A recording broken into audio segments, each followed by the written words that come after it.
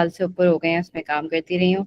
And during this time मैंने over 20 product design projects को lead भी किया है और उन पे हैंड्स ऑन काम भी किया है, और बोथ इंटरनेशनल और लोकल प्रोजेक्ट्स और क्लाइंट्स के साथ काम किया है काफ़ी डिफरेंट इंडस्ट्रीज़ के ऊपर, जैसे मेडिसिन हो गया, टेक्नोलॉजी हो गया, एजुकेशन हो गया, e commerce and a lot more. तो इस सेशन के अंदर हम क्या क्या देख रहे होंगे, let's look at that.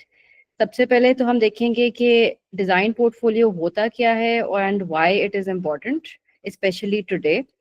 Secondly, कौन सी कॉमन मिस्टेक्स हैं जो कि beginners actually make while preparing their portfolio. अब करंटली मैं ना एजुकेटिव में काम कर रही हूँ और यहाँ पर हम पहले हम कुछ हायर कर रहे थे डिज़ाइनर्स को, तो हमें बहुत ज़्यादा सीवीज और पोर्टफोलियोज रिसीव हुए थे, तो काफ़ी ना नज़र आती थी मिस्टेक्स जो कि बड़ी एविडेंट थी। तो वो इंसाइट्स मैं आप लोगों के साथ भी शेयर करना चाहती हूँ, ताकि जब आप लोग अपना पोर्टफोलियो बनाएं या फिर अपना एग्जिस्टिंग पोर्टफोलियो को इम्प्रूव करें तो आप लोग वो अवॉइड कर सकते हैं।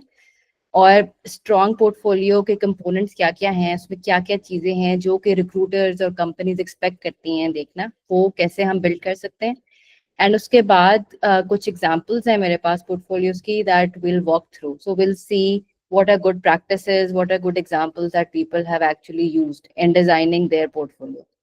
फाइनली कुछ थोड़े से टूल्स और रिसोर्सेज हैं जो मैं आपके साथ शेयर करूंगी जो आपके लिए आगे हेल्पफुल होंगे। So let's start. So design portfolio is basically एक विजुअल शोकेस होता है आप लोगों के प्रोजेक्ट्स के बारे में। अब ये प्रोजेक्ट्स जो हो सकते हैं वो क्लाइंट्स के साथ या कंपनीज के साथ भी हो सकते हैं, और अगर आपने पहले काम नहीं किया हुआ, कोई ऐसे प्रोजेक्ट्स नहीं एग्जिस्ट करते, दैट्स कम्प्लीटली ओके। आप लोग खुद से भी प्रोजेक्ट्स, पैशन प्रोजेक्ट्स कर सकते हैं। तो फॉर एग्जांपल कोई ऐप है जो आप रीडिज़ाइन करके दिखाना चाहते हैं अपना काम, वो आप दिखा सकते हैं। अब ये जो शोकेस है ये हाईलाइट करता है ना सिर्फ स्क्रीन्स, बल्कि ऑल्सो हाउ यू थिंक। आपने प्रॉब्लम्स कौन सी आइडेंटिफाई की हैं और वो कैसे आप सॉल्व कर रहे हैं, तो आपका थिंकिंग प्रोसेस क्या है और डिज़ाइन प्रोसेस क्या है जो आप फॉलो कर रहे हैं, and how do you actually solve problems and not just simply design UI. तो ये वाला जो कंपोनेंट है ये काफ़ी काफ़ी इम्पोर्टेंट है पोर्टफोलियो में होना। अब क्या ऐसी चीज है जो कि design portfolio is not, it's not just a gallery of pretty screens, like I said, उसमें पता होना चाहिए कि प्रॉब्लम क्या है और आपने किस तरह से वो प्रॉब्लम सॉल्व की है। It's not a place to dump all of your projects. This means कि अगर आपने 10-15 प्रोजेक्ट्स पे भी काम किया हुआ है इन द पास्ट, तो आपको वो सारे 10-15 दिखाने की जरूरत नहीं है। आप टॉप 2 या 5 के बीच में पिक करके अपने पोर्टफोलियो में डाल सकते हैं जो आप समझते हैं आपका बेस्ट वर्क है, जो आप दिखाना चाहते हैं सबको। And it's not only about UI and visuals, so it's also about problem solving. It's also about the process आपने follow किया. And it's not just a resume or CV copy pasted onto a web page. तो ये सिर्फ ऐसा नहीं है कि आपकी CV में आपकी एजुकेशन बैकग्राउंड और आपका प्रोफेशनल एक्सपीरियंस, स्किल्स वगैरह बस उसका छापा नहीं है, इसमें रादर आपने अपने प्रोजेक्ट्स को शोकेस करना है। अब इस स्क्रीन पे आपको लेफ्ट साइड पे ऑफ कोर्स एक सीवी नजर आ रहा है, और राइट साइड पे किसी की ऑनलाइन पोर्टफोलियो के की एक स्क्रीनशॉट नजर आ रही है। तो it's basically very visual, it shows कि डिफरेंट प्रोजेक्ट्स क्या क्या हैं जो जिन पर उन्होंने काम किया हुआ है। It also gives an introduction कि वो हैं कौन और वो किस चीज पे काम कर रहे हैं। अब आजकल के दौर में कंपनीज जो हैं they hire based on what they see, not just what you say you can do. तो it's not enough any more कि अगर मैं कहूँ कि अच्छा मैं एक प्रोडक्ट डिजाइनर हूँ और मेरा इतना एक्सपीरियंस है। रादर कंपनीज अब देखना चाहती हैं कि मेरा एक्चुअल काम क्या है, मैंने किस तरह से प्रॉब्लम्स को सॉल्व किया है और मेरी डिजाइन सेंस क्या है। That's why having a portfolio today is very very important, और हर कंपनी मांगती है कोई कोई या तो ऑनलाइन पोर्टफोलियो हो या फिर कोई पीडीएफ हो, जिस भी किस्म का पोर्टफोलियो हो, आपने बस वो शेयर करना आजकल लाजमी होता है। अब बात आती है कि डिजाइन पोर्टफोलियो के सेक्शंस क्या क्या हैं जो इम्पोर्टेंट है। सो सबसे पहले वी हैव एन ओवरव्यू। तो दिस गिव्स एन इंट्रोडक्शन कि आप कौन हैं और आप क्या करते हैं। And one very important thing to add is कि आप क्लाइंट्स और कंपनीज को वैल्यू क्या प्रोवाइड कर सकते हैं. So what helps you stand out. अब ये डिफाइन करना बड़ी एक मुश्किल चीज है और इसमें थोड़ा सा आपको सोचना पड़ता है कि अच्छा मेरी एज अ पर्सनैलिटी कैसी है कि मैं किसी को वैल्यू दे सकती हूँ. फॉर एग्जाम्पल जब मैं अपनी ये स्टेटमेंट डिफाइन कर रही थी तो मुझे अपने बारे में थोड़ा रिफ्लेक्ट करना पड़ा. मेरी एक क्वालिटी है जो कि बाकी लोग मेरे फ्रेंड्स और फैमिली मुझे बताते हैं, वो ये है कि I am very detail oriented. तो मुझे ना छोटी छोटी चीजें को मुझे उनको ठीक करने की बहुत आदत है. तो मैंने ये चीज ना इनकॉर्पोरेट कर ली अपनी वैल्यू के अंदर कि मुझे थॉरो होना और डिटेल ओरिएंटेड होना बहुत पसंद है और ये मेरी हेल्प करता है एज अ प्रोडक्ट डिजाइनर. इसके बाद जो सबसे इम्पोर्टेंट चीज है that is case studies and these are your actual projects जिस पे आपने काम किया हुआ है.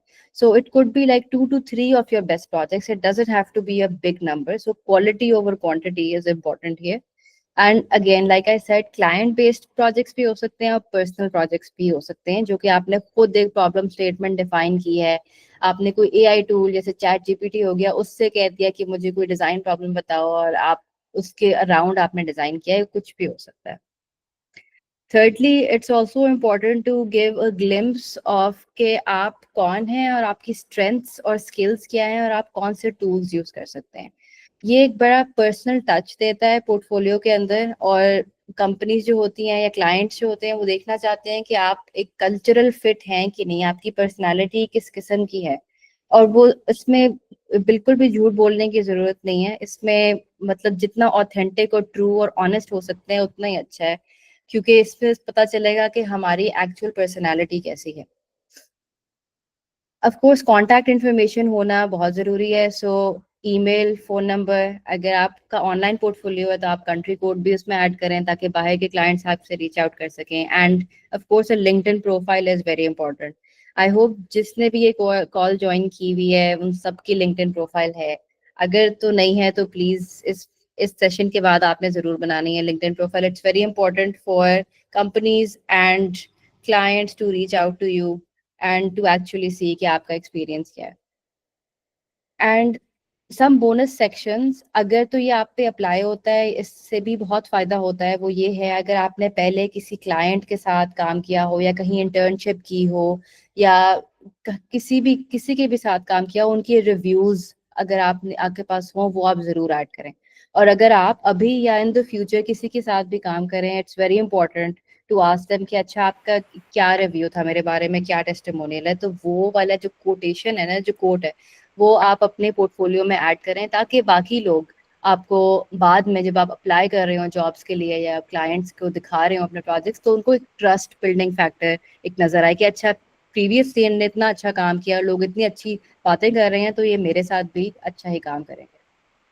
And secondly passion projects. तो ये दिस बेसिकली कंप्राइजेज ऑफ आप आउटसाइड ऑफ वर्क और आपकी क्या क्या हॉबीज हैं. कुछ लोग हैं जिनको फोटोग्राफी का शौक होता है, जिनको स्केचिंग ड्राइंग का शौक होता है, तो वो भी दिखाना is part of showing your personality. तो दैट्स ऑल्सो क्वाइट इम्पोर्टेंट. और इसके अलावा अगर आपको वीडियोस बनाने का शौक है, अगर आप सोशल मीडिया पे कुछ पोस्ट करते हैं या आर्टिकल्स लिखते हैं, ब्लॉग्स लिखते हैं, तो वो भी इंक्लूड करना is also very important because it shows कि आप मल्टी टैलेंटेड हैं, आपको डिफरेंट चीज़ों का शौक है. अच्छा, अब बात आती है कि कौन सी कॉमन मिस्टेक्स हैं जो कि a lot of people make while designing their portfolio. तो सबसे पहले people show only visuals without any context. अब यहाँ राइट साइड पे ना मैंने एक स्क्रीनशॉट डाली हुई है किसी की, उनका ये बिहांस का पोर्टफोलियो है. उसमें ना उन्होंने सिर्फ स्क्रीनशॉट्स डाली हुई हैं. ऑल्दो आप देखें काम बहुत अच्छा है, काम काफ़ी क्लीन है और मॉडर्न है, but they have given no context कि अच्छा ये है क्या जो उन्होंने बनाया है, प्रॉब्लम क्या सॉल्व कर रहे हैं, उन्होंने प्रोसेस क्या फॉलो किया, उन्होंने कोई रिसर्च की कि नहीं, उन्होंने डिज़ाइन कैसे बनाया, उन्होंने कोई कंपेटिटर्स देखे कि नहीं, कुछ कोई उसमें इंफॉर्मेशन नहीं है. So this is a very common mistake जो कि रिक्रूटर्स या क्लाइंट्स जो हैं वो फ़ौरन रिजेक्ट कर देते हैं पोर्टफोलियोज को जिसमें उन्होंने बताया भी नहीं होता कुछ.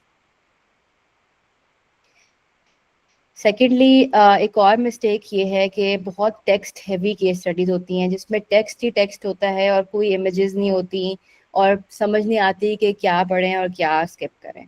So very lengthy paragraphs, they actually make it difficult for people to skim through your work. तो रिक्रूटर्स जो होते हैं, जो हायर कर रहे होते हैं कैंडिडेट्स को, उनके पास बहुत लिमिटेड टाइम होता है आपका पोर्टफोलियो देखने को। तो अब वो ऐसा डिज़ाइन होना चाहिए जिसमें स्क्रीनशॉट्स हों, कोई इमेजेस हों, आइकन्स हों, विजुअल्स ज़्यादा हों टेक्स्ट को सपोर्ट करने के लिए, ताकि स्किम ना आसान हो करना पोर्टफोलियो को। थर्ड इज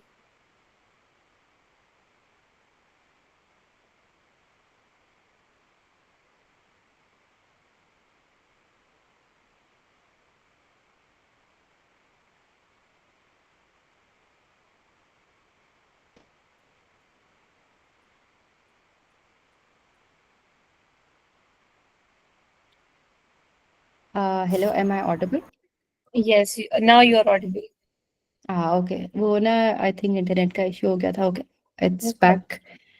अच्छा, सो तीसरी जो चीज़ जिसकी हम बात कर रहे थे, दैट इज के इम्पैक्ट और रिजल्ट्स आर मिसिंग। अब ये आजकल के दौर में ये सबसे ज़्यादा इम्पोर्टेंट चीज़ है और हर कोई इसके बारे में बात करता है प्रोफेशनल वर्ल्ड में। अब वो ये है कि आपके प्रोजेक्ट्स ने कुछ बेहतर किया कि नहीं किया। अब अगर तो आपके पास ये इंफॉर्मेशन अवेलेबल है कि इसका इम्पैक्ट क्या था, मतलब और ज़्यादा लोग इस प्रोडक्ट को यूज़, इस ऐप या वेबसाइट को यूज़ करने लगे, किसी ने कुछ खरीदा इसके थ्रू, अगर तो ये इन्फॉर्मेशन अवेलेबल है तो ये ऐड करनी बहुत इंपॉर्टेंट है इन योर केस स्टडी। लेकिन अगर ये अवेलेबल नहीं है तो कोई मसला नहीं है, उसमें आप किसी और किस्म के रिजल्ट्स दिखा सकते हैं। फॉर एग्जाम्पल, अगर आप किसी डिज़ाइन को इम्प्रूव कर रहे हैं तो आप बिफोर एंड आफ्टर स्क्रीन्स दिखा सकते हैं कि पहले इतना क्लटर था, बिल्कुल मॉडर्न डिज़ाइन नहीं था, काफ़ी ओल्ड फैशन था, कलर्स नहीं ठीक थे, कंसिस्टेंसी नहीं थी, यूआई स्टैंडर्ड्स नहीं फॉलो हुए हुए थे, जो भी एग्जांपल्स हैं, और उसको हमने इस तरह से बेहतर किया। हमने इसको मॉडर्न बना दिया, कंसिस्टेंसी ले आए, हमने डिज़ाइन प्रिंसिपल्स यूज़ किए, और हमने जो बटन्स हैं उनको बहुत ज़्यादा प्रोमिनेंट कर दिया ताकि लोग उसको बहुत क्लिक करें। तो ये किसी भी किस्म के रिजल्ट्स दिखाना is very important in your design. Fourth is के a lot of people use buzzwords which are कि जो बहुत फैंसी वर्ड्स होते हैं और जो कि प्रोडक्ट कम्युनिटी में यूज भी बहुत होते हैं, लेकिन कोई एविडेंस नहीं दिखाते वो। फॉर एग्जांपल, कोई अगर कहे कि मैंने कंपेटिटर रिसर्च की या यूजर जर्नी मैपिंग की, तो वो दैट्स ग्रेट अगर आपने की हो, लेकिन आप जरूर उसकी कोई स्क्रीनशॉट या कोई एविडेंस दिखाएं कि अच्छा ये मैंने इनफैक्ट असल में की थी। जैसे इधर एक एग्जांपल है, उन्होंने यूजर जर्नी मैपिंग का बताया कि उन्होंने की थी, और उन्होंने नीचे एक एग्जांपल भी अपने स्क्रीनशॉट्स में अटैच किया हुआ है कि इस तरह से उन्होंने की थी। फोर्थ इज के काफ़ी लोग बाकी प्रोडक्ट्स या वेबसाइट या मोबाइल ऐप्स का कॉपी करते हैं without any innovation, without changing anything. So ये भी एक रेड फ्लैग है जो कि क्लाइंट्स और कंपनीज को नज़र आ जाता है। So there could be some form of innovation, and by that I mean कि आप जिसके लिए भी डिज़ाइन कर रहे हैं, आप उस कॉन्टेक्स्ट के अराउंड डिज़ाइन करें। फॉर एग्जांपल, अगर आपने कोई ई कॉमर्स की ऐप बनानी है पाकिस्तान के लिए, तो आप उसको फॉर एग्जांपल लोकल कॉन्टेक्स्ट में, उर्दू बहुत बोली जाती है हमारे कम्युनिटी में और बहुत ज़्यादा पॉपुलेशन है जो इंग्लिश नहीं समझती ठीक तरह, और वो उर्दू में या फिर रोमन उर्दू में, जो कि इंग्लिश जो उर्दू में लिखी जाती है उसमें कंफर्टेबल होते हैं। तो आप ये एक कॉन्टेक्स्ट ला सकते हैं, उसके अंदर आप समझ सकते हैं कि कौन है वो यूजर्स जिनने एक्चुअली ये चीज़ यूज़ करनी है और उनके अकॉर्डिंग कैसे ये चीज़ बन सकती है। इट्स ओके अगर ये कम्प्लीटली इनोवेटिव नहीं है, वो तो कभी भी पॉसिबल नहीं होगा। हम लोग इंस्पिरेशन तो ज़रूर लेते हैं, and we don't necessarily have to reinvent the wheel, but we can take inspiration and add that context and that personalization कि अच्छा ये इन यूजर्स के लिए है और इस तरह से हमने अपनी वैल्यू उसके अंदर दिखानी है। और लास्टली आपका पोर्टफोलियो दिखाता है कि आप एज अ डिज़ाइनर कैसे हैं। So your portfolio itself should be very well design.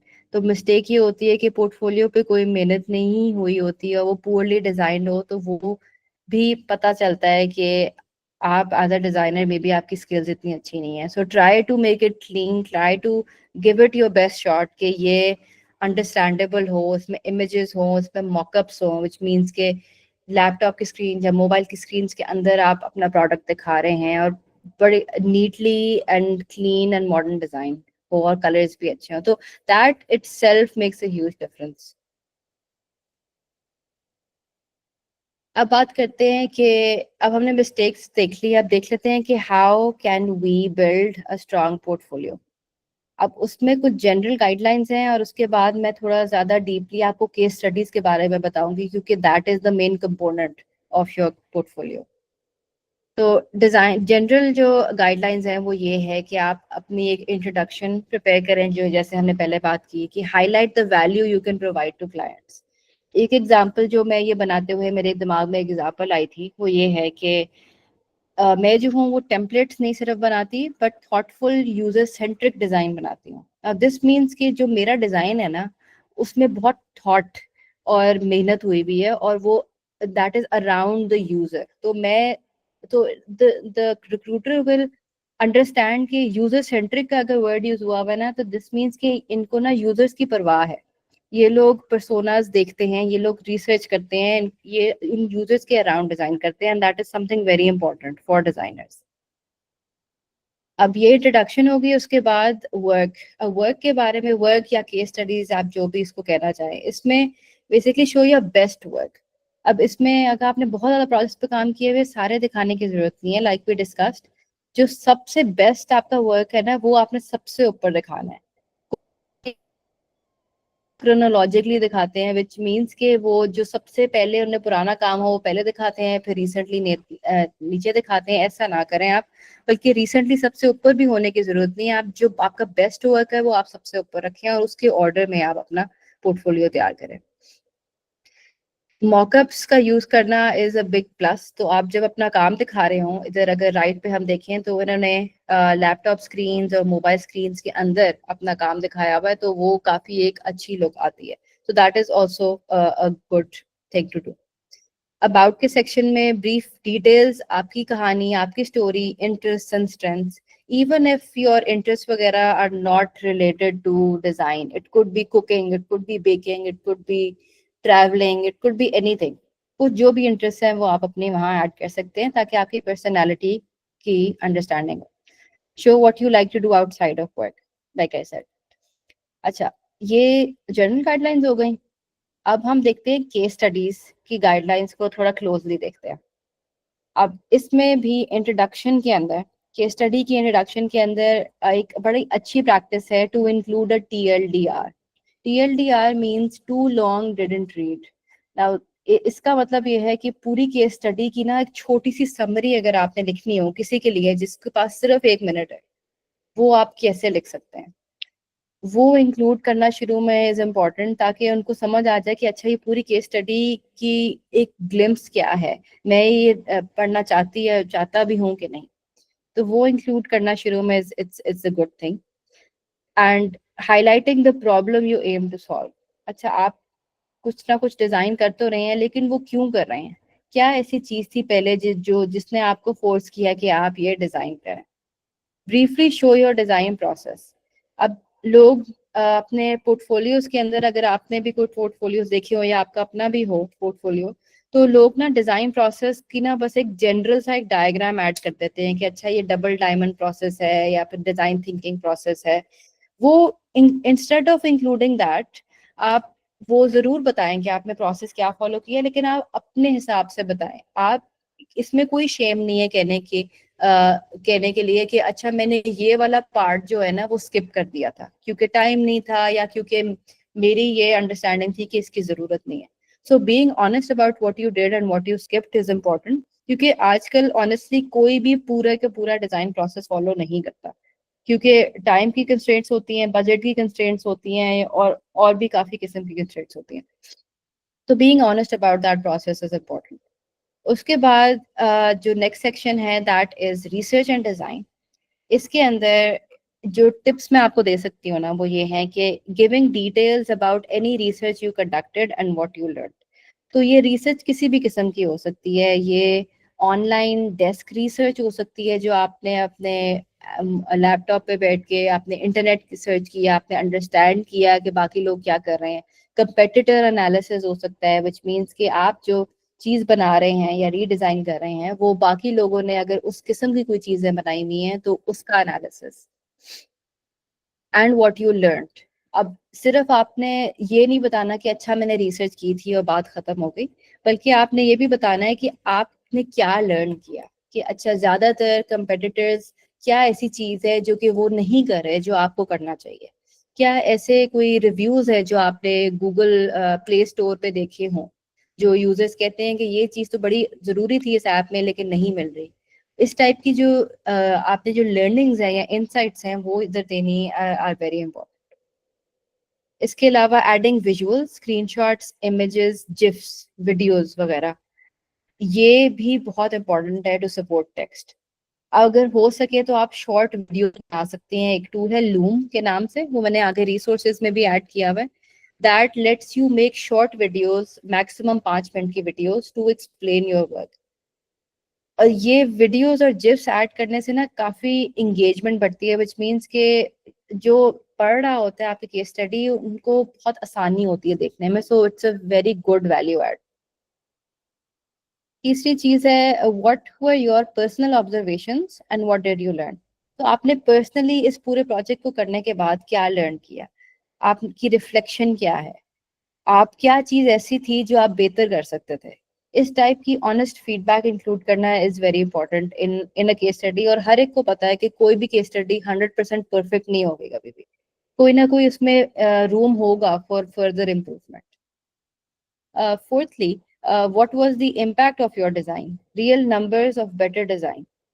अब ये जैसे हमने पहले बात की, this could be actual business impact, जैसे नंबर्स, एंगेजमेंट बढ़ी, परचेसेस बढ़ी, साइन अप्स बढ़े, या फिर it could B design oriented.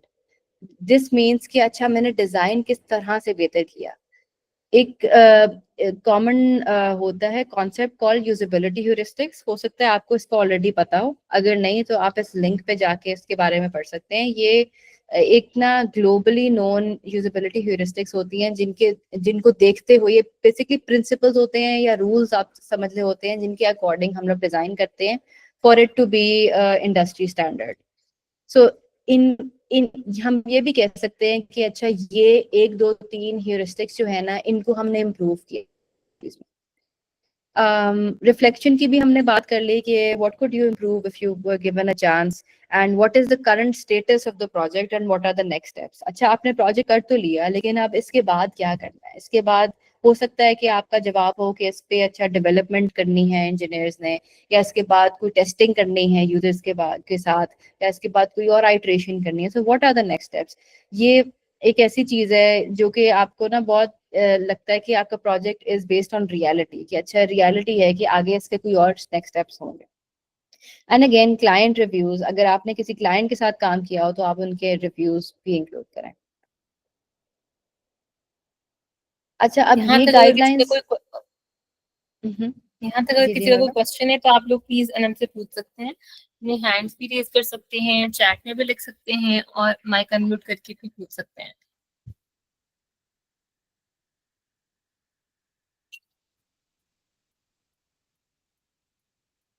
किसी का कोई क्वेश्चन नहीं है? ठीक है, yes Sanam, we can move on. Thank you. Okay. Okay, yes Usma, please unmute your mic.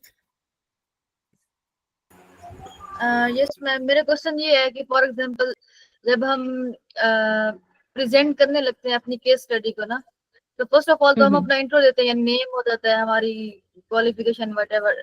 इसके बाद हमें आगाज कहाँ से करना चाहिए, स्टार्ट। नो डाउट हमें प्रोजेक्ट ओवरव्यू देना होता है, लेकिन फिर भी एक कंफ्यूजन है कि मुझे स्टार्ट कैसे लेना चाहिए। आपका अगर मैं सवाल ठीक तरह समझूं तो आपका यही सवाल है कि हम जब केस स्टडी प्रेजेंट करते हैं, चाहे वेबसाइट हो जाए, पीडीएफ, जहां पर भी हो जाए, हम उसको प्रोजेक्ट को स्टार्ट किस तरह करें, ऐसा ही। बिल्कुल बिल्कुल, यही सवाल है उनका कि अपने नाम और अपनी इंफॉर्मेशन के नो बाद नो, स्टार्ट कहाँ से लें। आई मीन टू से फॉर एग्जांपल अब जी जी उस्मा बताएं। मैं ये कहना चाह रही हूँ, अब जैसे कि मैं अपनी UX audit on college website में जो है रिसेंटली वर्क कर रही हूँ। तो अब ठीक है। मैंने अपना इंट्रो बता दिया, उसके बाद मैं क्या कहूंगी कि आया कि मैंने ये रीजन बता दिया कि मैंने ये क्यों चूज किया। इस वेबसाइट को, why I am working on this UX audit. जी जी बिल्कुल, आप इस तरह से मैं समझ आ गई आपके सवाल की।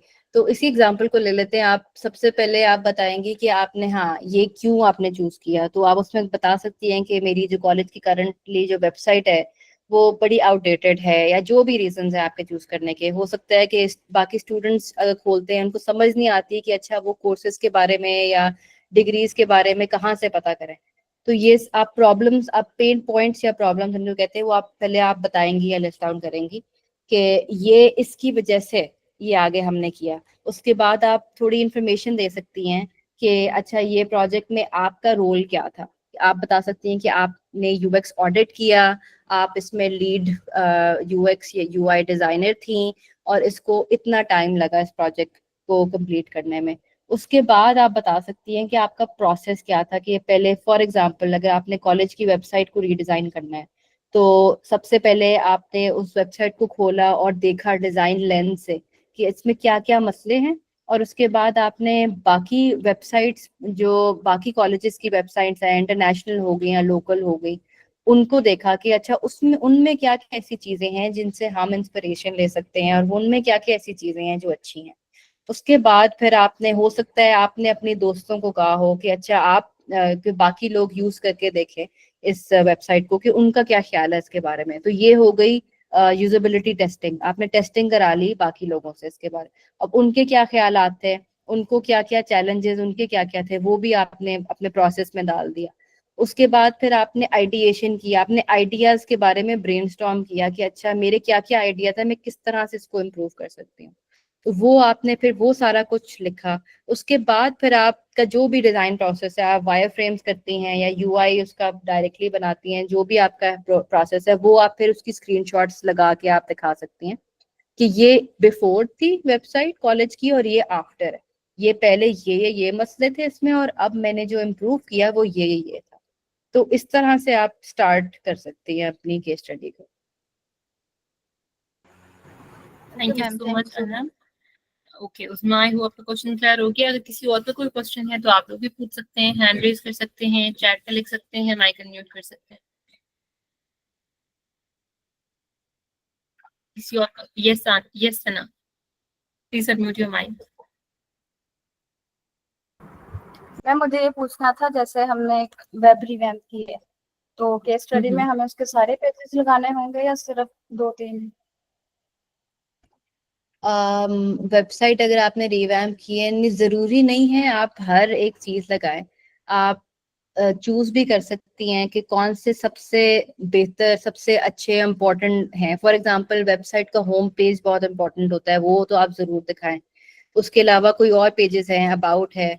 अब इट डिपेंड्स, अगर तो वेबसाइट में बहुत ज्यादा पेजेस हैं, जैसे 15-20 पेजेस हैं, तो वो सारे दिखाने की जरूरत नहीं है। अगर तो उसमें थोड़े पेजेस हैं, जैसे 5 हो गए या मैक्सिमम 10 हो गए, तो वो आप फ्लो वाइज दिखा सकती हैं। बजाय ये कि आप सिर्फ स्क्रीनशॉट एक लगाए ना, आप उसमें बता सकती हैं कि अच्छा होम पेज पे वही पिछली उज़्मा की ही एग्जांपल ले लेते हैं। अगर फॉर एग्जांपल आपने कॉलेज की एक वेबसाइट बनाई है, तो उसमें आप दिखा सकती हैं कि होम पेज पे ना फ्लो क्या होगा। बाय फ्लो आई मीन कि एक स्टूडेंट आता है वेबसाइट पे और उसने ना एक कोर्स के बारे में इंफॉर्मेशन लेनी है, तो वो आप फ्लो बता सकती हैं कि अच्छा इस पहली स्क्रीनशॉट में वो होम पेज पे आते हैं, उसके बाद वो कोर्सेज के सेक्शन में नीचे जाके स्क्रॉल करके देखते हैं, वो अपना कोर्स सर्च करते हैं और फिर कोर्स के पेज पे जाके कोर्स की इंफॉर्मेशन ले लेते हैं। तो इस तरह ना आपकी स्क्रीनशॉट ज्यादा मीनिंगफुल भी होंगी अगर आप इस तरह से फ्लो वाइज भी उनको दिखाएं।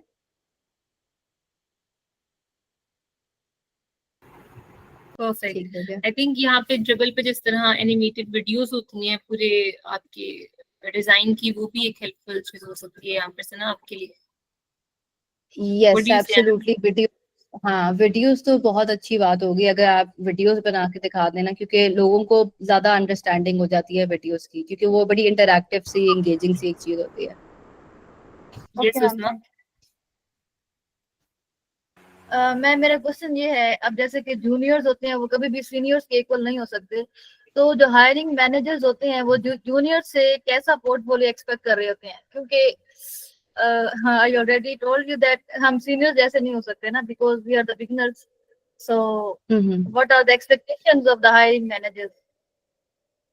एक्सपेक्टेशन वाइज तो सबसे पहली एक्सपेक्टेशन तो ये होती है कि सीनियर्स जो हैं वो किसी क्लाइंट के साथ उनका एक्चुअल कोई इंडस्ट्री में कोई प्रोजेक्ट हुआ। जूनियर्स के साथ ऐसी एक्सपेक्टेशन नहीं होती। उनके साथ ये होती है अगर उन्होंने किया हुआ है तो बहुत अच्छी बात है, लेकिन वो जरूरी नहीं है। वो आप अपने कोई जैसे आपने कॉलेज की वेबसाइट का एग्जांपल दिया या कोई भी और आपने किसी भी ऐप को रीडिजाइन किया, तो वो देखते हैं कि आपका अपना पर्सनल प्रोजेक्ट भी हो सकता है या यूनिवर्सिटी का प्रोजेक्ट या कोई भी और प्रोजेक्ट जो आपने खुद से स्टार्ट किया हो, वो आप दिखा सकते हैं उसमें। तो उसमें वही चीज है कि जरूरी नहीं है आपने कोई बहुत बड़ी प्रॉब्लम सॉल्व की हो, पूरी की पूरी ऐप आपने रीडिजाइन कर ली हो। आप कोई उसके छोटा सा कंपोनेंट भी रीडिजाइन कर सकते हैं, विच मीन्स अगर आपने कॉलेज की वेबसाइट को रीडिजाइन करना है, आप उसमें एक सर्च का फीचर डाल के उसका डिजाइन बना सकते हैं। जरूरी नहीं है कि A to Yes, Z पूरी website. I'm working on this search and two other अच्छा अच्छा problems. अच्छा अच्छा अच्छा अच्छा, जब से बेहतरीन हो गया। तो एक्सपेक्टेशन बेसिकली यही है कि आपके पोर्टफोलियो में ना मतलब एटलीस्ट एक तो प्रोजेक्ट हो जरूर जो आपने दिखाना हो। 0 प्रोजेक्ट्स में बहुत ही कम लोग मानते हैं कि वो आगे फिर इंटरव्यूज करें। तो एटलीस्ट एक प्रोजेक्ट तो आप जरूर दिखाएं और उसमें अपनी थिंकिंग एबिलिटी बताएं। आप बताएं कि आप क्या क्या प्रॉब्लम्स आपको नजर आई और आपने क्या क्या रिसर्च की और आपने किस तरह से वो सॉल्व की। In addition to of course जो विजुअल्स आप ऐड कर रहे हैं उसमें स्क्रीनशॉट्स आप लगा रहे हैं अपने एक्चुअल डिजाइन की, वो तो लाजमी है, लेकिन ऑन टॉप ऑफ दैट आपने अपना प्रोसेस और थिंकिंग स्टाइल भी बताना है। तो ये एक्सपेक्टेशन Okay, होती है। Ma'am, thank you. One more question, वो ये है कि अब जब मैंने आइडिएशन की थी तो मैंने डिफरेंट वेबसाइट्स को एक्सप्लोर किया। अब क्या ड्यूरिंग प्रेजेंटेशन ये बताना जरूरी है कि मैंने आइडिएशन इस तरह से की कि मैंने इंटरनेशनल वेबसाइट्स को एक्सप्लोर किया या पाकिस्तान की वेबसाइट्स हैं आइडिया लेने के लिए? तो जो हम पेज पे स्केचेस करते हैं ना, तो is it necessary to? It's not नहीं, मैं ये नहीं कहूंगी कि लाजमी है। मैं इस तरह से उसको आपको समझा रही थी कि एक कंपेटिटिव रिसर्च जो होती है ना, वो एक रिसर्च का ही पार्ट होता है जो कि हर कोई कर रहा होता है। तो उसमें वैसे कोई वो शेम वाली बात नहीं है कि वो मुझे पता नहीं बताना चाहिए कि नहीं, वो हर कोई ही कर रहा होता है। और वो इसलिए कर रहा होता है कि कोई भी ऐसी चीज नहीं है जो कि मोस्ट ऑफ द टाइम ना कोई भी ऐसी चीज नहीं है जो हम फ्रॉम स्क्रैच बना रहे हो, किसी ने और ना बनाई हो। हर एक ने ना कुछ बनाया होता है। तो वो शुरू में देखना इज इम्पोर्टेंट ताकि आपको पता चले कि आजकल ट्रेंड्स क्या हैं, बाकी लोगों ने किस तरह से ये प्रॉब्लम सॉल्व की हुई है। तो अगर आप शुरू में जिक्र भी कर लें, लेकिन आप इस तरह से जिक्र ना करें कि अच्छा ये कंपनी थी, मैंने सिर्फ इसलिए देखा ताकि मुझे आइडियाज मिल जाए मैंने क्या करना है। आप इस तरह से उसको आर्ग्यूमेंट को फ्रेम करें कि मैंने कंपेटिटिव रिसर्च की ताकि मुझे पता चले कि इंडस्ट्री में क्या क्या ट्रेंड्स चल रहे हैं और बाकी लोग किस तरह से इसको सॉल्व कर रहे हैं, ताकि मैं इससे इंस्पिरेशन लेके अपना जो काम है वो ज्यादा बेहतर और ज्यादा पॉलिश करूं। तो आप इस तरह से उसको फ्रेम कर सकते हैं जब आप प्रेजेंट कर रहे हैं। Okay ma'am, thank you so much. Thank you so much, Anam. Any other questions? Okay, yes, Anam, please. Thank you so much for being so kind. Yes, we can move forward. ठीक है, हम आगे move कर लेते हैं। अब basically अगला जो पार्ट है ना, उसमें पोर्टफोलियो वॉक थ्रू। हम बेसिकली जो भी हमने अभी तक समझा है कि पोर्टफोलियो में क्या क्या होना चाहिए, उनके ना एग्जांपल्स मैंने यहाँ पर ऐड किए हैं। मैं ये बाहर के लोगों के भी हैं और लोकल पाकिस्तानी के भी हैं पोर्टफोलियोज यहाँ पर। तो मैं आपको वन बाय वन दिखाती हूँ। मैंने स्क्रीन चेंज कर दी है जो मैं शेयर कर रही हूँ। ये किसी का पोर्टफोलियो है जो कि काफी अच्छा बना हुआ है, तो मैं आपको इसका एग्जांपल देना चाहती हूँ। इन्होंने basically the case study is about food coach in your pocket, which means के जो लोग अपनी न्यूट्रिशन को ट्रैक करते हैं कि उनको क्या खाना चाहिए क्या नहीं खाना चाहिए, उस पर इन लोगों ने एक ऐप बनाई हुई। अब इसको अगर देखें शुरू से ही, तो ये पहला फोल्ड इसको कहते हैं, जो पहला हमें स्क्रीन में जो नजर आ रहा है उसके अंदर उन्होंने टाइटल डाला हुआ है और ये टैग्स भी डाले हुए हैं जो कि बताते हैं कि ये किस कैटेगरी का एक प्रोजेक्ट है। ये हेल्थ के बारे में है, ये एजुकेशन एड टेक के बारे में है, किसी स्टार्टअप के लिए उन्होंने काम किया, उन्होंने iOS एप्पल के लिए ये ऐप बनाई, प्रोडक्ट डिजाइन AI कंटेंट। तो ये टैग से ना एकदम से ग्लिम्स मिल जाता है कि अच्छा इस पोर्टफोलियो में क्या क्या चीजें होंगी। और उसके बाद उन्होंने बजाय ये कि पूरा पैराग्राफ लिखा, उन्होंने बस सिर्फ एक लाइन में एक्सप्लेन किया है कि ये ईटेड की ऐप जो है वो है क्या और उसका मकसद क्या है। और उन्हें एक लिंक दे दिया, सिंस इन्होंने ये एक्चुअल लाइव प्रोडक्ट में लॉन्च भी कर दिया तो उन्होंने यहाँ लिंक दे दिया। ऑफ कोर्स हमारे पास अगर ऐसा नहीं है तो हमें वो लिंक डालने की जरूरत नहीं। फिर उन्होंने यहाँ पर एक मॉकअप यूज किया और इस तरह से स्क्रीन्स को दिखा दिया। खैर ये इंटरैक्टिव भी है इनकी वेबसाइट में, लेकिन बेसिकली ये काफी क्लीन और अच्छा लग रहा है। अब इसके बाद उन्होंने 4 चीजें बताई हैं। एक तो उनका अपना रोल क्या था। तो बहुत दफा ना प्रोजेक्ट्स पे हम काम करते हैं, ऐसा नहीं होता कि हम ही सब कुछ कर रहे हो और लोग भी इन्वॉल्व होते हैं। तो उन्होंने अपना रोल बता दिया क्या था, उनकी टीम में और कौन कौन था, उन्होंने कौन कौन से टूल्स यूज किए हैं इसके लिए, और उनकी टाइमलाइन क्या थी, कितनी देर लगी इनको करने में। उसके बाद इनका पोर्टफोलियो शुरू होता है और लेफ्ट साइड जो है वो उसमें बता देते हैं कि क्या क्या इसमें सेक्शंस है पोर्टफोलियो में। और मैं आपको राइट साइड का बताती हूँ। उन्होंने पहले ओवरव्यू दिया कि ये केस स्टडी क्या है, अबाउट जो ऐप है उनकी उसके बारे में बताया। फिर उन्हें बड़ी क्लियरली प्रॉब्लम बताई कि उन्हें कौन सी प्रॉब्लम है जो उन्हें सॉल्व की है और सोल्यूशन जो है उनका किस तरह से उन्हें सोल्यूशन के बारे में सोचा। उसके बाद उन्होंने थोड़ा सा बता दिया कि इनके डिलीवरेबल्स क्या थे और उसमें इम्पैक्ट क्या हुआ, जिसमें इनके पास सिंस बिजनेस इम्पैक्ट था उन्होंने यहाँ बता दिया। और इसके बाद उन्होंने स्क्रीन्स अपनी लगाई हुई हैं जो उनकी थी। ये ओवरव्यू था। अभी आप देख रहे होंगे कि अच्छा केस स्टडी खत्म भी हो गई, लेकिन ऐसा नहीं है, ये सिर्फ ओवरव्यू था। इसको आप TLDR भी समझ सकते हैं, जो मैंने आपको बताया था कि ये छोटा सा ओवरव्यू है जो पूरा आपको बता देता है कि पूरी ऐप क्या थी। अब किसी ने इसके बाद और डीप डाइव करना है और डिटेल्स देखनी है तो वो आगे देख सकते हैं। तो रिसर्च उन्होंने अपने बताई कि उन्होंने क्या क्या रिसर्च की थी, उनकी क्लाइंट की फीडबैक क्या थी, उन्होंने खुद ऐप यूज की और उन्होंने क्या क्या चीजें ऑब्जर्व की। फिर उन्होंने यूजर जर्नी मैपिंग की कि अच्छा पहले स्क्रीन पे लोग क्या देखते हैं, क्या क्लिक करते हैं, उसके बाद क्या उनको नजर आता है एंड सो ऑन। फिर उन्होंने कंपेटिटर एनालिसिस किया, उसको बेंचमार्किंग भी कहते हैं। तो उन्होंने देखा कि कंपेटिटर्स जो हैं वो किस तरह से उनका क्या स्कोप है, ये कितने लोग उनके एप्स को इंस्टॉल करते हैं और पैसे कितने लोग बनाते हैं। तो उन्होंने पूरी बेंचमार्किंग की यहाँ पर कंपेटिटर्स के बारे में।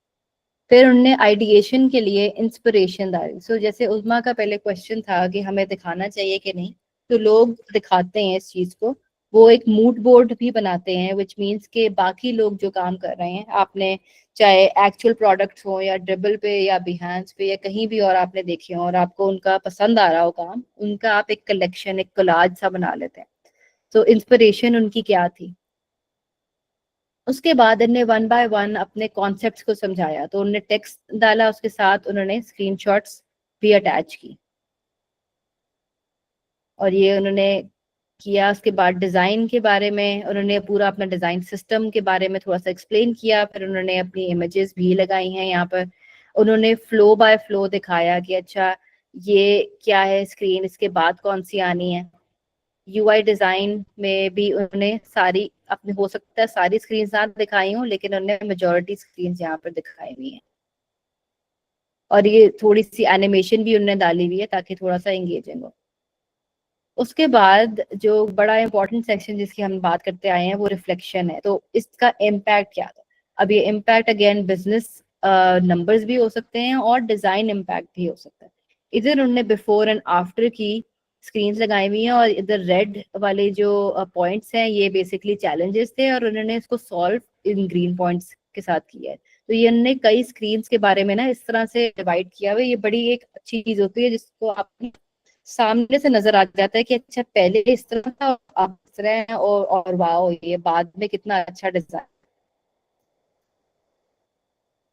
इसके बाद उन्होंने खत्म नहीं किया, बट उन्होंने ऑल्सो नेक्स्ट स्टेप्स के बारे में बताया कि अच्छा इसके बाद उन्होंने क्या करना है। फिर उन्होंने रिव्यूज डाले बिकॉज उनके पास अवेलेबल थे।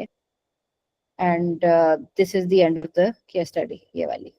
तो इसमें काफी वो कॉन्सेप्ट्स हैं जो हमने सुने थे और सीखे थे जो उन्होंने अप्लाई किया हुआ है।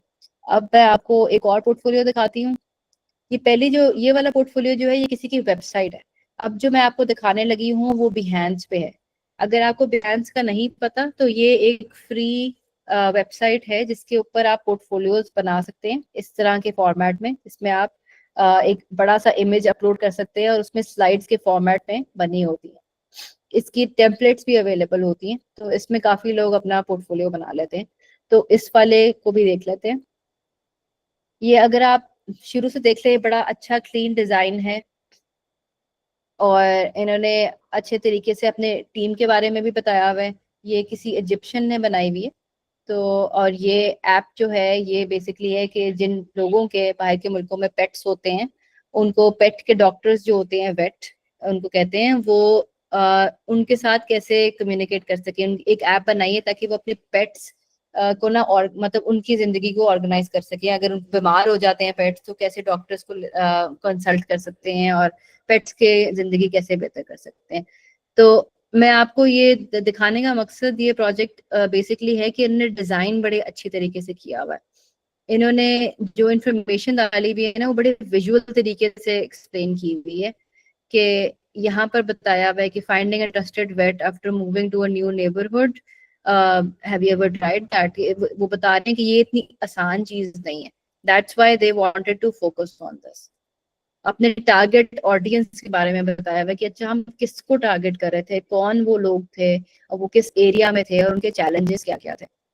फिर उन्होंने प्रॉब्लम स्टेटमेंट बताई है कि क्या वो प्रॉब्लम्स हैं जो एग्जिस्ट करती हैं, और फिर उन्होंने एक वन लाइनर सोल्यूशन बताई है कि हम इसको कैसे कर रहे हैं, कि हमने एक एप्लीकेशन बनाई है जो कि ये प्रॉब्लम सॉल्व करेगी। उसके बाद उन्होंने विजुअल्स काफी दी हुई हैं। उन्होंने अपनी स्ट्रेटजी बताई है कि क्या क्या वो किस किस कंपोनेंट पे काम करेंगे। अब इस चीज की हमने पहले बात की थी कि डिजाइन प्रोसेस, कुछ लोग जो है ना वो बस सिर्फ एक स्क्रीनशॉट डाल देते हैं कि अच्छा ये प्रोसेस मैंने फॉलो किया, लेकिन इन्होंने बड़ी एक अच्छी चीज की हुई है कि उन्होंने प्रोसेस तो बताया है, which is empathize, define, ideate, prototype and test, लेकिन उन्होंने बताया है एग्जैक्टली इन स्टेजेस में उन्होंने किया क्या।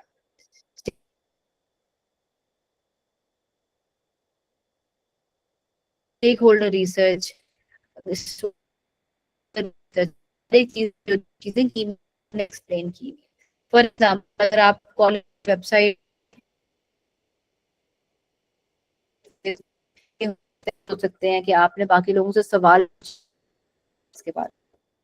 उसके बाद डिफाइन में हो सकता है कि आप क्या करना चाह रहे हैं और क्यों करना चाह रहे हैं, और आपके क्या क्या आपने उसके अंदर आइडिएशन वगैरह क्या क्या किया, आपने आइडिया कैसे सोचे, आपका फ्लो क्या था, विच मीन्स कि अच्छा कॉलेज की वेबसाइट में आप लैंड करते हैं, उसके बाद आप कोर्सेज में जाते हैं या डिग्रीज देखते हैं या कम्युनिटी के बारे में देखते हैं, वो क्या क्या पूरा फ्लो था आइडिएट में आ।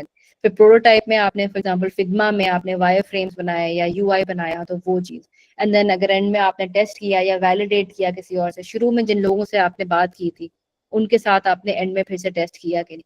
तो ये आप बड़ा अपना कॉन्टेक्चुअल जो है ना वो प्रोसेस बता सकते हैं कि आपने एक्चुअल इसमें काम क्या किया। अब मैं हर सेक्शन के थ्रू नहीं जाऊंगी, मैं आपको ओवरव्यू दे देती हूँ, इसमें आप अपने बाद में भी इसको एक्सप्लोर कर सकते हैं। कंपेरेटिव एनालिसिस उन्होंने किया कि क्या क्या फीचर्स जो हैं किस किस कंपेटिटर के साथ मैप होते हैं, कौन कौन सी फीचर्स किसके लिए अवेलेबल है। उन्होंने सिर्फ ये नहीं किया बट उन्होंने pros and cons, which means advantages, अच्छी बातें और बुरी बातें भी बताई उनके बारे में। और उन्होंने काफी एनालिसिस किया, रिसर्च की, सर्वेज किए, और सर्वेज के बाद जो उनके रिजल्ट थे वो बताए। उन्होंने इंटरव्यूज लोगों से बात भी की और वो भी बताया इसके अंदर कि उन लोगों ने क्या बात की इस चीज के बारे में। फिर उन्होंने सारी अपनी इंफॉर्मेशन ऑर्गेनाइज की, उन्होंने पर्सोनास बनाए, विच मीन्स के जो लोग बाद में इस ऐप को यूज करेंगे उनके ख्याल में उनके क्या गोल्स थे, उनके क्या चैलेंजेस थे, वो क्या चाहते हैं। ये चीजें हो गई, यूजर जर्नीज हो गई। अब मैं जाना चाहती हूँ यूआई के ऊपर। स्टोरी बोर्डिंग, इनने खैर काफी जरूरत से ज्यादा है इन्होंने रिसर्च की भी है, बट मैं आपको बड़ा कॉम्प्रिहेंसिव सा एग्जांपल दिखाना चाहती थी अगर आप देखना चाहते हैं कि क्या क्या लोग करते हैं। अच्छा, ये आगे फ्लो डायग्राम्स की, अच्छा पेज बाय पेज को क्या क्या ऑप्शंस उनको नजर आएंगे, ये फ्लो डायग्राम भी उन्होंने इंक्लूड किया हुआ है। ये डायग्राम फ्री टूल्स होते हैं, फिग जैम है एक टूल है फिग्मा का ही, जो कि फ्रीली आप ये डायग्राम्स उस पर बना सकते हैं। अच्छा, इंफॉर्मेशन आर्किटेक्चर हो कोई, एंड ये आ गई ब्रांडिंग। तो इन लोगों ने ब्रांडिंग भी की थी, विच मीन उन्होंने लोगो डिजाइन किया, उन्होंने कलर्स उसके किए। तो उन्होंने सिर्फ ये नहीं कहा कि अच्छा ये लो लोगो और बात खत्म। उन्होंने बताया, उन्होंने रैशनल अपना दिया कि अच्छा ये फ्रेंडली एंड वार्म है, ये प्लेफुल है, ये सारे ना उनके फीचर्स और एट्रीब्यूट्स हैं जिनके सामने रखते हुए उन्होंने ये लोगो डिजाइन किया। तो उन्होंने अपनी डिसीजन मेकिंग प्रोसेस आपको बताया, कलर्स उन्होंने दिखाए, इनका बड़ा अच्छा लोगो है वो उन्होंने दिखाया यहाँ पर। एंड फिर आ गया वायर फ्रेम्स, उन्होंने वायर फ्रेम्स यहाँ लगाए हुए हैं। एंड डिजाइन सिस्टम उन्होंने दिखाया हुआ है कि टाइपोग्राफी, कलर्स वगैरह। एंड उसके बाद आ जाता है यूआई। अब यूआई पे ना उन्होंने फ्लो बाय फ्लो दिखाया। जैसे सना का पहले क्वेश्चन था कि हमें जरूरी है कि हर स्क्रीन दिखानी है, ऐसा जरूरी नहीं है, आप फ्लो बाय फ्लो भी दिखा सकते हैं। सो ये ऑन बोर्डिंग है, शुरू में आप ऐप डाउनलोड करते हैं तो कौन कौन सी स्क्रीन आपको फीचर्स नजर आते हैं, फिर आप अपनी प्रोफाइल क्रिएट करते हैं, उसके बाद होम स्क्रीन है और फीचर्स हैं, वो उन्होंने फ्लो बाय फ्लो दिखाए हैं। अब एक जो अच्छी चीज ये लोग कर सकते थे ना यहाँ पर, जो उन्होंने नहीं की, वो ये है कि वो दिखा सकते थे कि हर स्क्रीन में उन्होंने डिजाइन डिसीजंस क्या क्या लिए। वो हो सकता है फॉर एग्जांपल उन्होंने यहाँ पर इस स्क्रीन पे काफी बड़ा बुक अपॉइंटमेंट का बटन रखा हुआ है, तो ये लोग ना people are more likely to click on the button because वो इतना प्रोमिनेंट है और इतना बड़ा है। इस टाइप के ना थोड़े छोटे छोटे डिजाइन डिसीजन जो भी आप लें वो आप जरूर कहीं ना कहीं इसको लिख लें आप। और उन्होंने सिर्फ हैप्पी स्टेट्स नहीं बल्कि एरर स्टेट्स भी दिखाए हैं। तो are you sure you want to cancel your subscription का भी उन्होंने फॉर एग्जांपल यहाँ पर दिखाया। तो इस तरह से इन्होंने अपनी केस स्टडी को ऑर्गेनाइज किया हुआ है। इन्होंने ये अरबिक में भी बनाई थी तो उन्होंने वो भी दिखाई है यहाँ पर। इसके बाद ने टेस्टिंग भी की थी, उसके बारे में भी उन्होंने बताया कि अच्छा पार्टिसिपेंट्स कौन थे जिनके साथ आपने टेस्ट किया और उनका पर्पस क्या था और उनके रिजल्ट्स क्या थे। तो बिफोर ये था और आफ्टर ये था, और बिफोर एंड आफ्टर की बड़ी क्लियर दिखाई है उनकी टेस्टिंग के बाद जो उन्होंने चेंजेस किए थे उसके बारे में। अच्छा ये केस स्टडी ठीक है। ये दूसरी थी। अब मैं आपको एक, ये काफी डिटेल्ड थी, अब मैं आपको बहुत सिंपल सी केस स्टडी दिखाती हूँ जो कि जिन्होंने अपने सारे सेक्शंस कवर किए हुए हैं। तो ये एक और केस स्टडी है, ग्रुप कम्युनिकेशन वर्क मैनेजमेंट के ऊपर उन्होंने एक ऐप बनाई थी। उन्होंने लार्ज हेडिंग यूज की हुई और यहाँ पर मॉकअप्स लगाए हुए हैं। यहाँ पर उन्होंने बड़े क्लीन सा उनका आप देख सकते हैं लेआउट है, ओवरव्यू दिया हुआ है कि ये है क्या, प्रॉब्लम क्या है और उनका रोल क्या था और ड्यूरेशन क्या है। आप देख सकते हैं कि सब ने ना तकरीबन ये चीजें जरूर एंटर की हुई हैं और वो ये आप भी जरूर उनके बारे में बताएं। अब उन्होंने एक डार्क बैकग्राउंड में प्रॉब्लम का बताया हुआ है और आप समझ सकते हैं कि प्रॉब्लम बतानी कितनी जरूरी है। तो उन्हें they trying to grab our attention कि प्रॉब्लम थी क्या एग्जैक्टली। फिर उन्हें अपने रिसर्च के बारे में बताया है, उन्हें स्क्रीनशॉट भी लगाई है जो उन्हें स्टिकी नोट्स में अपनी रिसर्च सारी कंडक्ट की थी। फिर उन्हें इंटरव्यूज कंडक्ट किए थे जो लोग थे और उनके कोट्स क्या क्या हैं वो उन्हें यहाँ पर ऐड किए हुए हैं।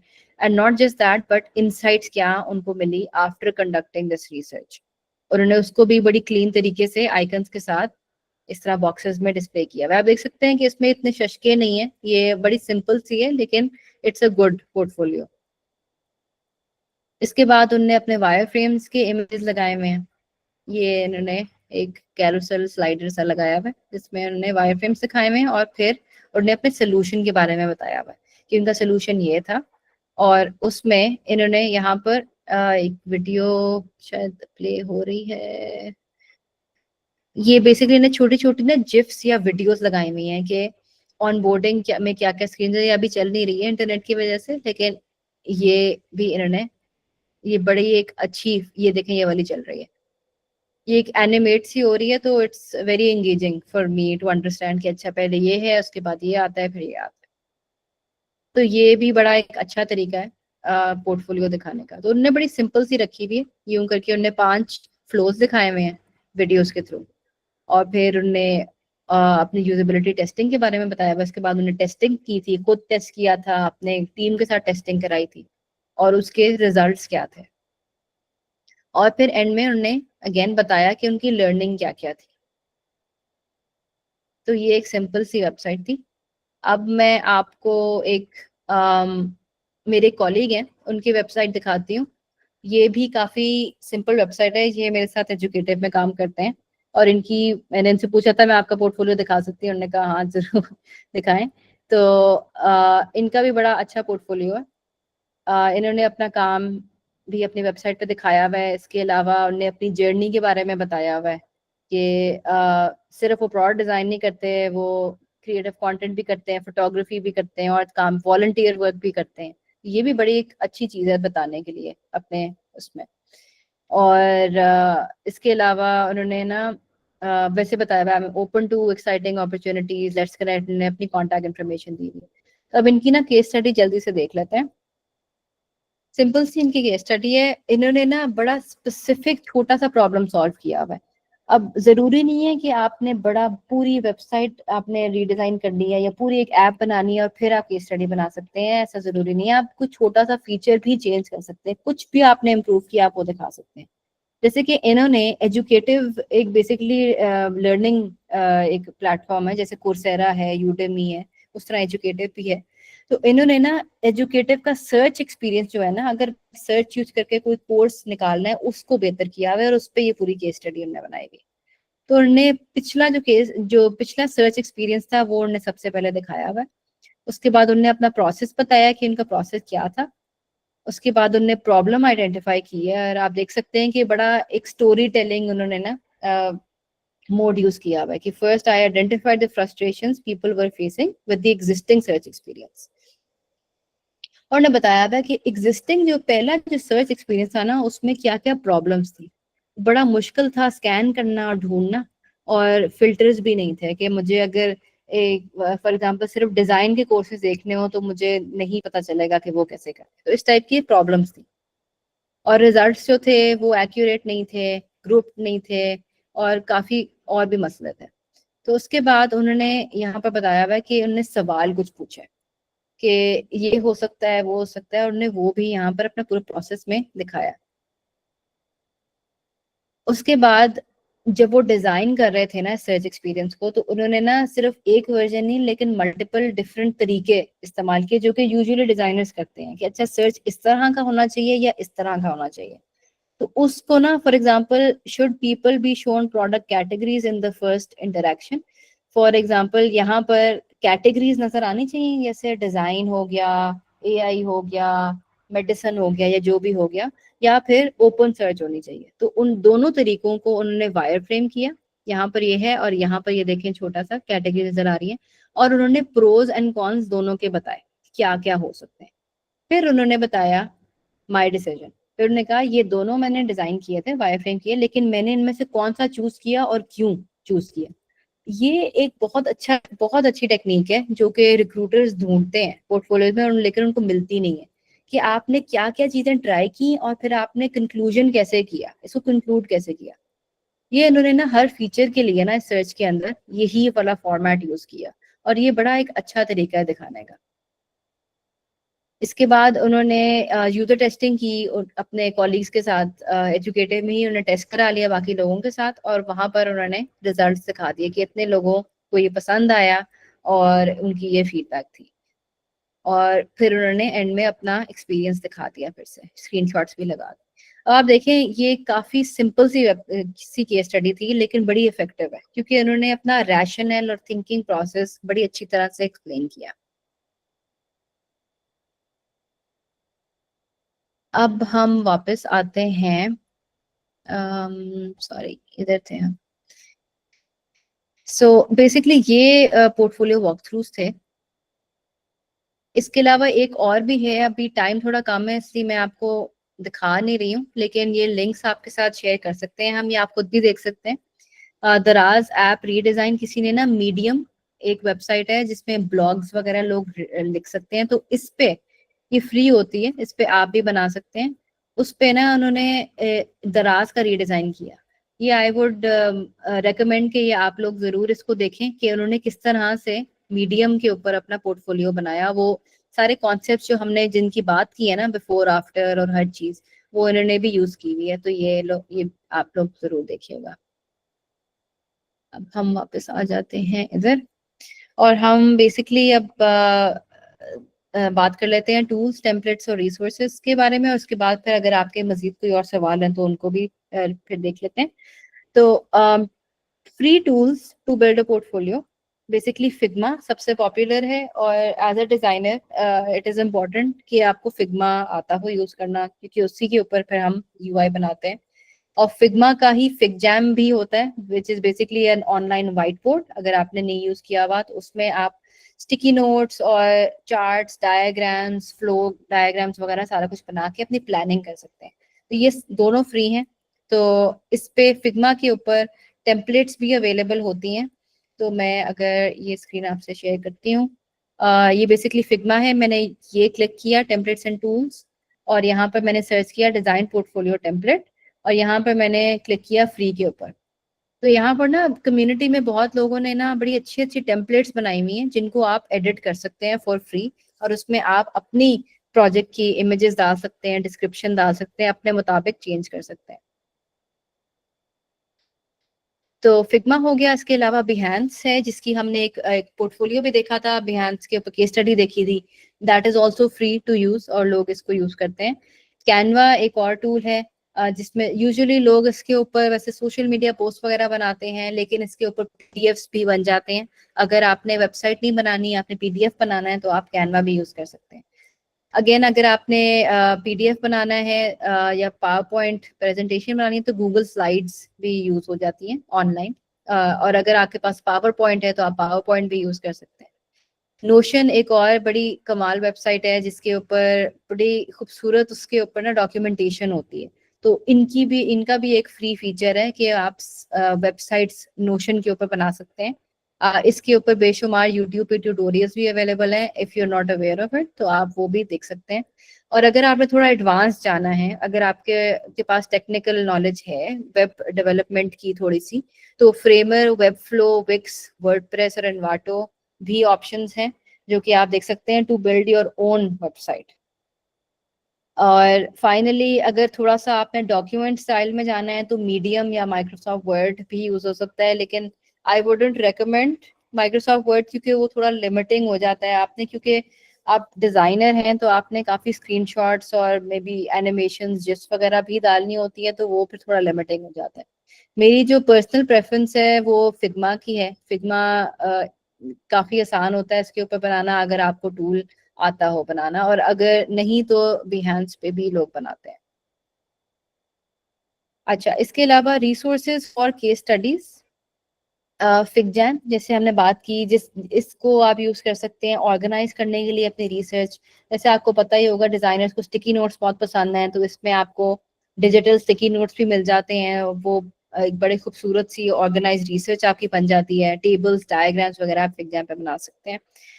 फ्री पिक एक वेबसाइट है जिसमें आपको फ्री इलस्ट्रेशंस, इमेजेस, आइकन्स मिल सकते हैं, लेकिन अगर आपके पास फ्री अकाउंट है तो आप उनको रेफरेंस जरूर कर दें विद एट्रीब्यूशन के ये फ्री पिक से ली हुई चीज़ है। इसके अलावा फिग्मा कम्युनिटी, जैसे कि अभी हमने देखा, उसमें भी काफ़ी रिसोर्सेज मिल जाते हैं। कैनवा में भी आपको रिसोर्सेज मिल जाएंगे। अगर फॉर एग्जांपल आपको मॉकअप्स यूज करने हैं, विच मीन्स के लैपटॉप की स्क्रीन है, मोबाइल की स्क्रीन पे के ऊपर आपने अपना डिजाइन अटैच करना है, वो आपको फिग्मा कम्युनिटी से भी मिल जाएगा, फ्री पिक और कैनवा से भी मिल जाएगा। लूम एक बहुत अमेजिंग टूल है जो कि आजकल डिजाइनर्स हर कोई इसके बारे में बात कर रहा है और वीडियोस रिकॉर्ड कर रहा है। ये बेसिकली शॉर्ट वीडियो रिकॉर्डिंग एक टूल है जो कि फ्री है। 5 मिनट की वीडियो आप फ्रीली रिकॉर्ड कर सकते हैं, और ये हर कोई इसको यूज कर रहा है। तो इसको आप भी एक्सप्लोर करें। अगर आपने कोई वीडियोस तो अपना खुद से डेमो देना है, खुद से एक्सप्लेन करना है, आई वुड रियली रिकमेंड कि आप अपनी केस स्टडी की एक वीडियो भी बना के डाल सकते हैं। End of course chat GPT के बारे में तो आपने ज़रूरी सुना होगा, हर कोई बात करता है इसके बारे में। तो ये एआई टूल है जो कि आपको राइटिंग में बहुत हेल्प करता है, हर कोई इसको यूज़ करता है। तो इसको फॉर एग्जांपल आपने अपनी केस स्टडी की ना डिस्क्रिप्शन लिखी है, आप चैट जीपीटी को कह सकते हैं कि ये मैंने डिस्क्रिप्शन लिखी है, इसको कंसाइज कर दो, पैराफ्रेज कर दो, और इसको ईजी टू अंडरस्टैंड कर दो, प्रोफेशनल कर दो, वो हर चीज़ कर देगा आपके लिए। तो it's very important for content writing. Chat GPT बहुत यूजफुल टूल है। अच्छा, अब बात आती है प्लीज कंटिन्यू। यस, ये बस लास्ट स्लाइड है। तो डिज़ाइन एजुकेशन के बारे में मैं बस बात कर लूँ, फिर हम देख लेते हैं कोई किसी के सवाल अगर हैं। growth.design एक वेबसाइट है विच आई वुड रिकमेंड कि आप सब जाके इसको ज़रूर देखें। मैं आपको जल्दी से दिखा देती हूँ। इसके अंदर ये बेसिकली ना इन्होंने केस स्टडीज रखी हुई हैं और डिज़ाइन साइकोलॉजी के कॉन्सेप्ट्स बड़े आसान तरीके और विजुअल तरीके से समझाए हुए हैं। तो अगर केस स्टडीज पे जाके ना इन्होंने जो बड़ी फेमस एप्स और वेबसाइट्स वगैरह हैं उनके ऊपर की हुई है। फॉर एग्जांपल टीमू को देख लेते हैं। टीमू एक दराज जैसी एक ऐप है। इसको मैं अगर बंद करता हूँ आपको मैं जल्दी से दिखा देती हूँ। ये ना बड़ी स्टोरी टेलिंग टेक्निक से ना बड़ा विजुअल तरीके से उन्होंने बताया हुआ है कि हर स्क्रीन बाय स्क्रीन जब वो देख रहे थे ना इस ऐप को तो उनके क्या ख्यालात थे, और इसी के अंदर ना वो एजुकेट भी कर रहे हैं। ये देखें, ये एक साइकोलॉजिकल उन्होंने कॉन्सेप्ट समझाया है यहाँ पर कि अच्छा यहाँ पर ना ये चीज उनको समझ आई थी। तो ये ना एक बहुत अच्छा रिसोर्स है जो मैं हर एक को रेकमेंड करती हूँ कि ये आप लोग जरूर देखें। इससे ना बड़ी डिजाइन थिंकिंग कैपेबिलिटी जो है ना वो आपको समझ आ जाती है कि आप अच्छा डिजाइनर कैसे बन सकते हैं। तो ये जरूर आप देखें। इसके अलावा और भी हैं, यूजेबिलिटी ह्यूरिस्टिक्स की हमने बात की थी, उसका लिंक है यहाँ पर। ये एक है डिज़ाइनर लिंक्डइन पे, इनको मैं फॉलो करती हूँ लिंक्डइन पे। इनके ना बड़ी अच्छी पोस्ट आती हैं। आजकल के जो डिज़ाइनर्स के एक्चुअल प्रॉब्लम्स होते हैं वो ये लोग हाईलाइट करते हैं और बताते हैं कि वो कैसे सॉल्व कर सकते हैं। तो आप इनको लिंक्डइन पे फॉलो कर सकते हैं। द फ्यूचर है यूट्यूब पे, जो कि आपको सिखाता है कि आप अपने काम को कैसे सेल कर सकते हैं, क्लाइंट्स को कैसे कन्विंस कर सकते हैं कि आपको रखा जाए। अगर आप इसमें इंटरेस्टेड हैं आप वो देख सकते हैं। और अगर बात है लोकल ग्रुप्स की, तो लोकल एक ग्रुप है UXDP, ये लिंक्डइन पे भी है, फेसबुक पे भी है। ये हमारा पाकिस्तानी ये ग्रुप है जहाँ पर डिज़ाइनर्स काफ़ी इंटरेक्ट करते हैं, एक दूसरे के साथ बात करते हैं। और डिज़ाइन इवेंट्स भी काफ़ी लाहौर में होते हैं अगर कोई इंटरेस्टेड है। UX पाकिस्तान होता है, फ्रेंड्स ऑफ फिग्मा के नाम से एक होता है, प्रोडक्ट सोच के नाम से होता है। तो ये बेसिकली रिसोर्सेज हैं and that is the end of this presentation. आप लोग बताएं अगर कोई और सवाल हो, किसी तरह और मैं हेल्प कर सकती हूँ आपकी तो वो कर लेते हैं। Thank you so much Sanam, आपने बहुत अच्छी तरह बहुत क्लियरली समझाया and I think you have shared some amazing resources. I really appreciate अगर आप अपनी स्लाइड्स मेरे साथ शेयर कर दें at the end of the session तो मैं इनके साथ शेयर कर दूंगी। दे आर रियली ग्रेट, जी आई जी really appreciate that. Thank you. हाँ जी, मैं ज़रूर आपसे स्लाइड शेयर कर देती हूँ, आप ज़रूर सबके साथ शेयर करें। इसमें लिंक्स वगैरह भी उनके लिए हेल्पफुल हो जाएंगे काफ़ी। परफेक्ट। यस, एक्सवेव एकेडमी, आपका क्वेश्चन था, आपने हैंड रेज किया था, आपने कुछ कहना है? अगर किसी का कोई क्वेश्चन है तो आप लोग माइक अनम्यूट करके पूछ सकते हैं।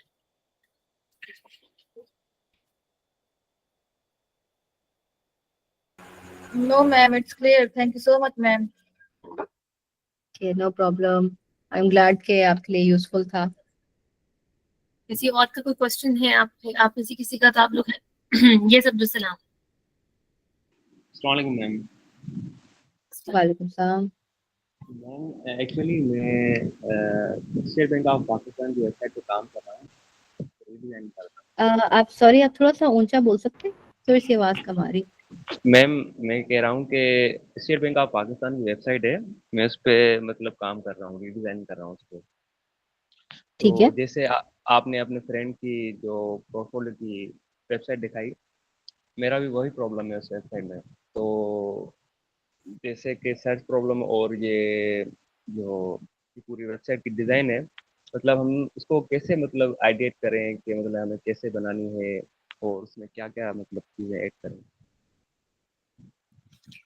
अच्छा, तो अगर मैं सही तरह समझी आपका सवाल, आप एक वेबसाइट बना रहे हैं और वही प्रॉब्लम सॉल्व कर रहे हैं सर्च एक्सपीरियंस को बेहतर करने का, और यस मैम। आपका सवाल ये है कि इसको किस तरह से किया जाए बेहतर, यही यस सवाल है आपका?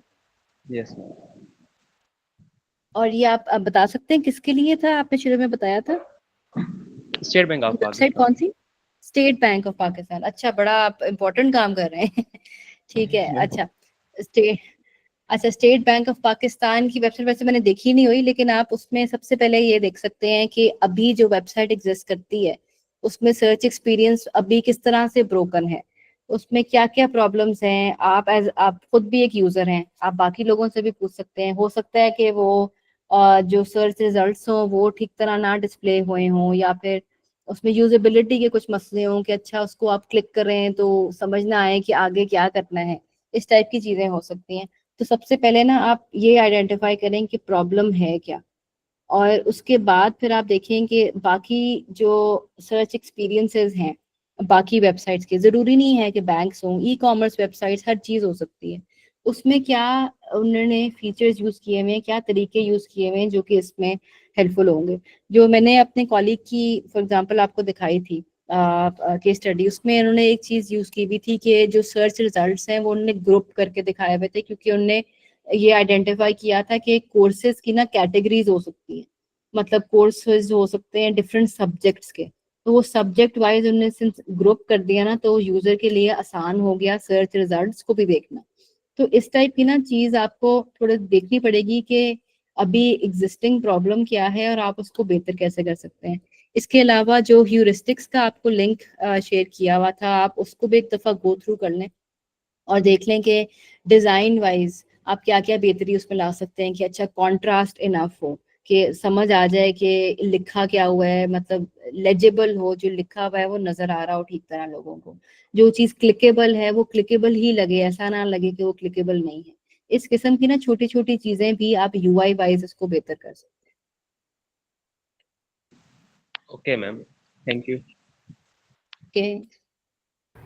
Thank you Anam. किसी और का कोई क्वेश्चन है तो आप लोग पूछ लें, हैंड रेज कर लें या माइक अनम्यूट कर लें।